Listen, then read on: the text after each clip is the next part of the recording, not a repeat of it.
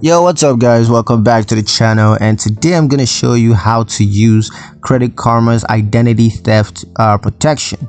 So to use that, all you got to do is follow these simple steps. The first step is to log into your Credit Karma account. You can do that on the mobile app, or you can do that on the official website. And once you're logged in, you just want to click on the identity theft protection tab.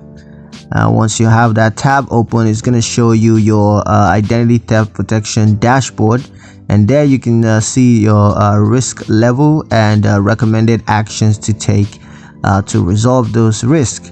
So just follow the recommended actions to protect your identity, and you can use Credit Karma's identity theft protection tools to monitor your credit and financial activity. So yeah, that's pretty much it on how to use Credit Karma's identity theft protection.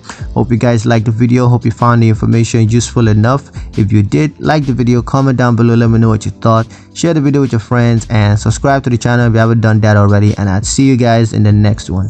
Peace.